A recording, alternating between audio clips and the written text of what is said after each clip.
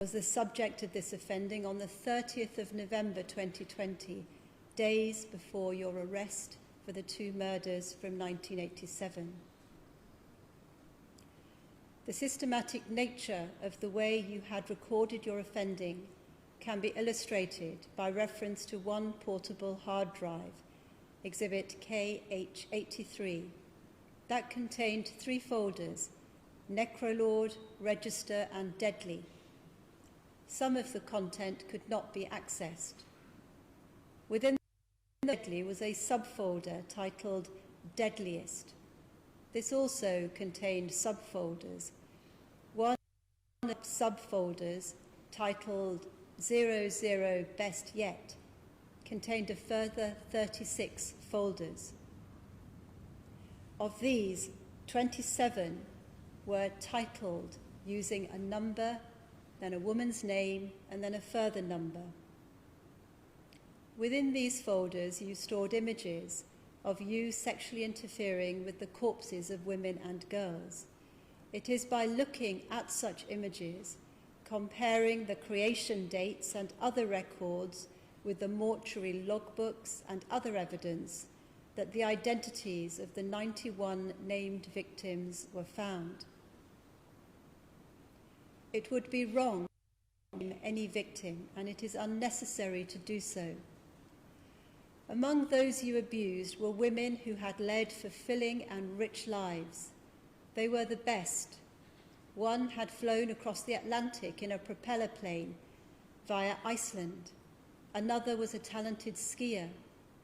One had worked at Bletchley Park during World War II. Many had long and happy marriages. A number worked hard in professions such as or in the NHS, caring for others and looking after the interests of their students, clients and patients. All had families that they nurtured and loved. Some spent the last part of their lives in suffering, whether through disease or old age, but they didn't lose their dignity until you decided to take it from them. Your victims are not all among the dead. They fill this courtroom and other places which are connected to this court by video link. The court has heard of the impact on these families.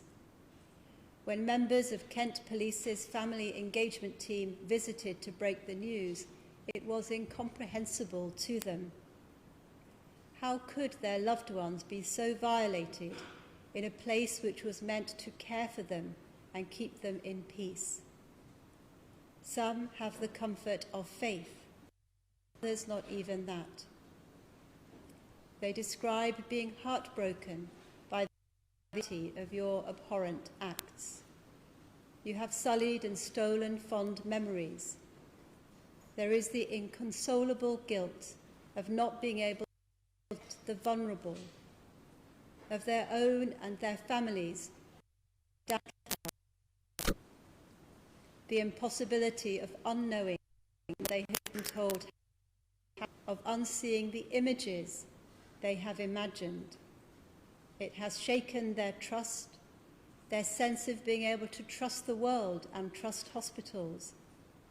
Some of them have worked in hospitals involved. Most have not shared the news with anyone but the closest family. Having to keep the secret is another unsought responsibility. They have been able to unburden themselves to this court. They feel that they are mourning their wives, mothers, grandmothers, aunts, sisters, daughters and nieces all over again, often many years after their deaths. They have been left in a dark place. They have expressed the outrage and revulsion that the women you abused would have felt at your objectification of them, and they give voice to them. Quite understandably, they express feelings of shame, even though they know they are not the ones at fault. Despite this, they have shone a light into court today by describing in loving words the special people they have lost. They believe the pain is ineradicable, that it will never go, and that you have stolen the happy memories they have.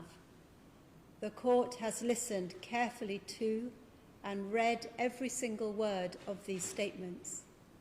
If there is any benefit to the transparency of this sentencing hearing, which you have had to come to court and witness in public their distress, may it be of some comfort to each person who has spoken and written that they've been able to pay tribute to their precious loved ones and given them the dignity of their own memories in life.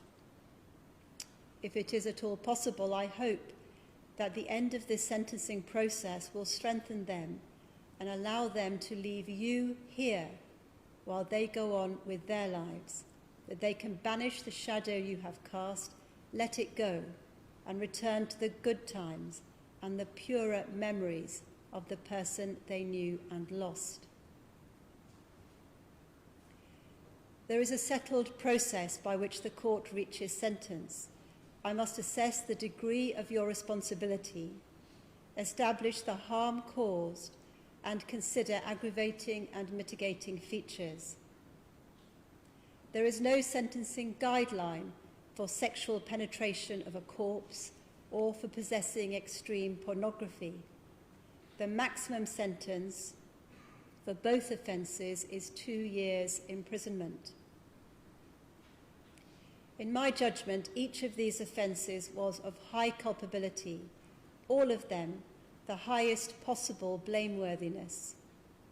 The offences committed in the mortuaries involved an astonishing breach of trust and invasion of privacy, which was repeated so much that it became habitual. The dead bodies of women were used for your sexual gratification. Each was recorded, and some were further manipulated when reduced to digital images. The mortuary offences were also of the highest category of harm, as the impact statements the court has heard have testified. You have no regard for the dignity of the dead. Women who had recently died were attacked at a time when they were utterly alone and unable to resist or report your exploitation.